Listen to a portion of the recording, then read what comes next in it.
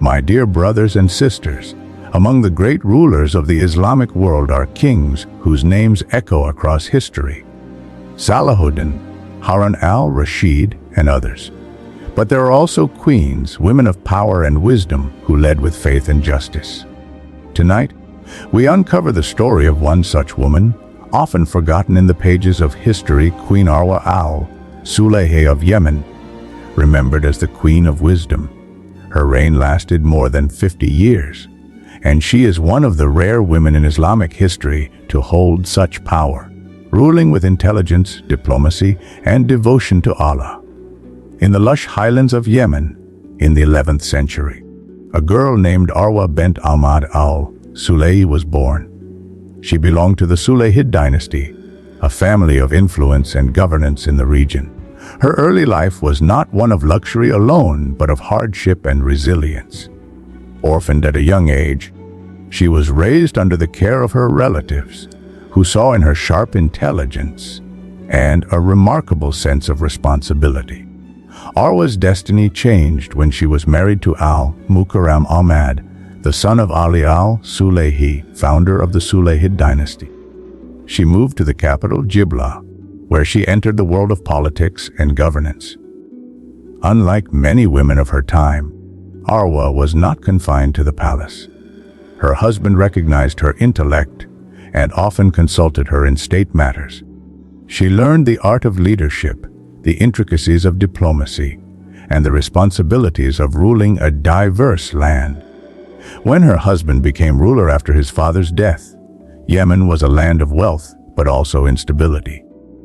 Tribes rebelled, rival dynasties threatened, and foreign powers sought influence. But Arwa stood at her husband's side, advising him with wisdom. Eventually, her husband fell ill and became unable to govern effectively. It was then that Arwa stepped forward, first as his deputy, and then, after his death, as the ruler of Yemen in her own right. What made her rule unique was not just that she was a woman in a man's world, but that she ruled for over half a century, longer than many kings of her time. She moved the capital to the city of Jibla, where she built mosques, schools, and public works. The famous Arwa Mosque still stands in Yemen today, a testimony to her vision. Her leadership style blended firmness with compassion. She upheld justice, ensured fair taxation, and invested in agriculture and trade, which made Yemen prosper. Caravans carrying incense, coffee, and goods passed through her lands, enriching the kingdom. Under her, Yemen flourished not only in wealth but also in scholarship. Yet what truly set Queen Arwa apart was her devotion to learning and teaching. She surrounded herself with scholars, engaged in religious discussions, and personally ensured that Quranic schools were funded. She earned the title Al-Hurra Malika, the noble queen. Even the powerful Fatimid caliphs of Egypt recognized her authority and gave her the honor of being mentioned in the Friday khutbah. A rare distinction for a woman. But as all great rulers know, leadership is not without trials. Queen Arwa would face rebellions, conspiracies, and betrayals. Yet her patience, wisdom, and reliance on Allah would see her through. When Queen Arwa took the throne of Yemen, the world around her doubted her ability to rule. A woman sitting on the seat of kings, in a time when leadership was measured by swords and armies. Many thought her reign would collapse before it began, yet history would prove otherwise. For Queen Arwa's strength did not lie in brute force, but in wisdom, patience, and a deep reliance on Allah. Her first challenge came from within. Tribal leaders, long restless under Sulayhid authority, rose in rebellion. Some declared that they would never obey a woman. Others sought to exploit what they saw as weakness, hoping to carve their own share of Yemen's wealth. But Arwa knew her land, and she knew her people. Instead of rushing into war blindly, she balanced diplomacy with firmness. She negotiated where she could, offering reconciliation and fair governance. But when rebels persisted in tyranny, she did not hesitate to unleash her armies, commanded by loyal generals who fought in her name.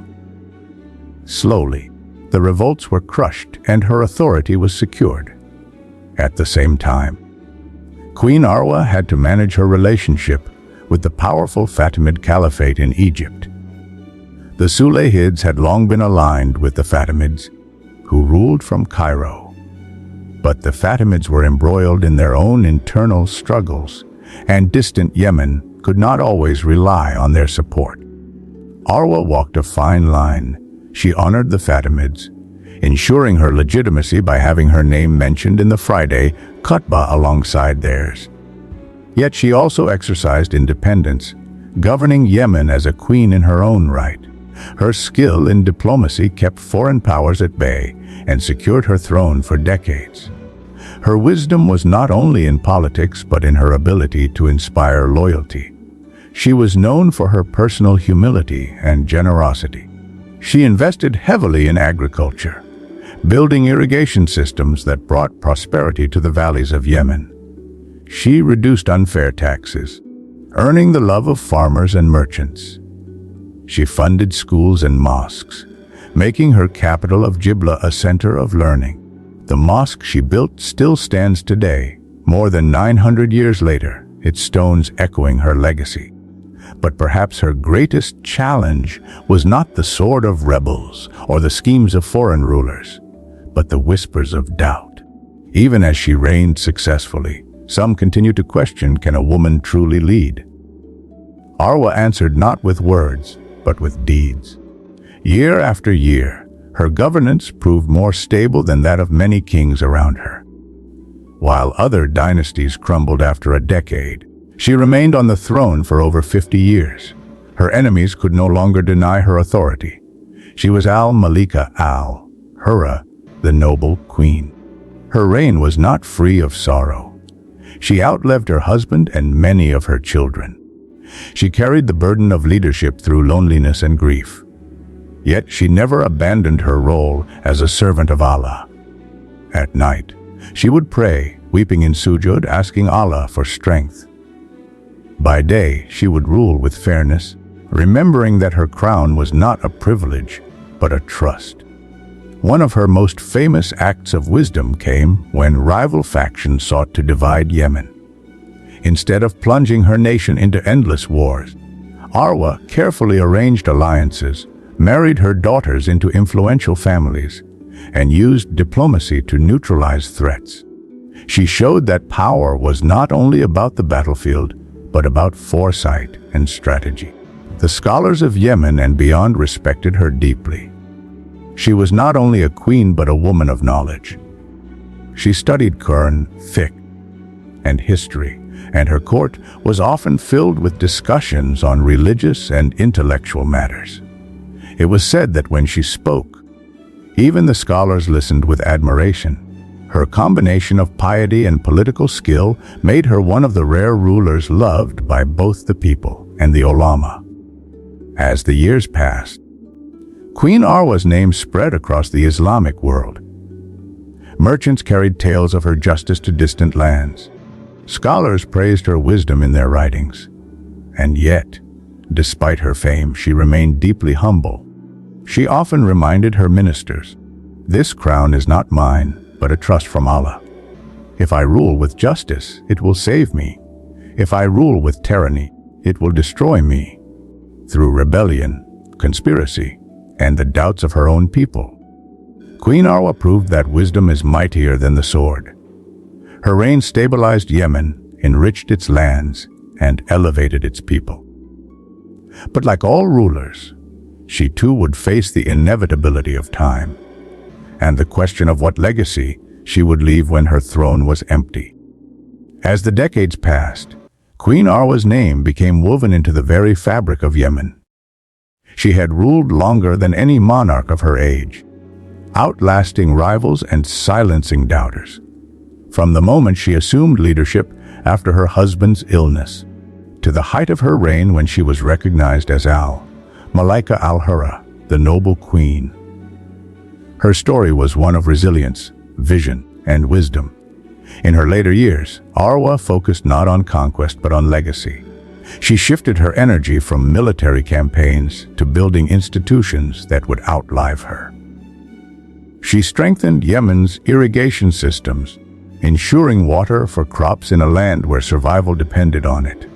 She expanded trade routes, making Yemen a hub where goods from India, Africa, and the Middle East converged. Farmers, merchants, and scholars all flourished under her stability. But it was in faith and knowledge that Queen Arwa's heart truly rested. She built mosques across her land, the most famous being the Arwa Mosque in Jibla, which still stands nearly 1,000 years later. It was not just a house of worship but a center of learning, where Quran was taught, scholars debated, and students grew into leaders. She endowed schools and libraries, ensuring that knowledge was passed on to future generations. Through these acts, she left behind something greater than palaces. She left behind light for the hearts of her people.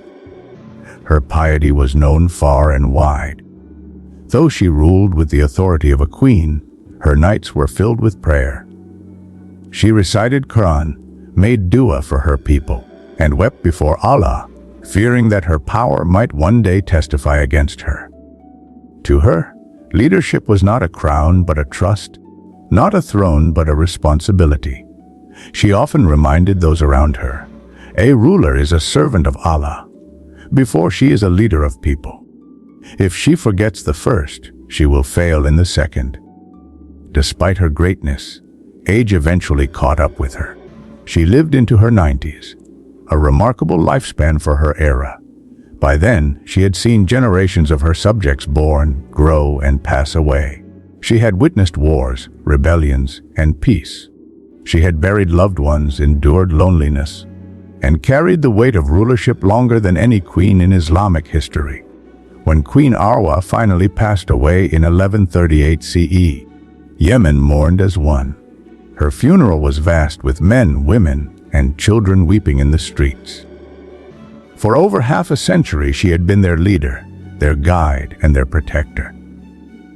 She was laid to rest near her mosque in Jibla, where her tomb can still be visited today. Yet history has not always remembered her as it should. While kings are often celebrated, Queen Arwa's name has too often been forgotten outside Yemen. But among those who study her reign, she is recognized as one of the greatest female rulers of Islam. A woman who combined strength with piety, intelligence with humility, and power with service. Her legacy is not only in her achievements, but in the lessons she left behind. Leadership is a trust. Whether man or woman, king or queen, the throne is not a privilege, but a responsibility before Allah. Wisdom is stronger than force. Queen Arwa's reign was marked by diplomacy, strategy, and justice, which proved more enduring than armies. Her faith is the foundation of power. Her strength came not from wealth or soldiers, but from her fear of Allah and her devotion to Him. Knowledge is eternal. While palaces crumble, the mosques and schools she built still stand, and her name survives through them. Today, centuries later, when one visits the Arwa Mosque in Jibla, they see not just walls of stone but a living testimony. Each prayer offered there, each verse recited, is part of Queen Arwa's Saka Jariyah, her ongoing charity, her reward that continues long after her death. And so, my dear brothers and sisters, Queen Arwa's story is not just the tale of a forgotten queen, but a reminder that Allah raises whom He wills, and that honor is not bound by gender or title, but by taqwa. She ruled as a woman in a world of men, yet her reign outshone theirs.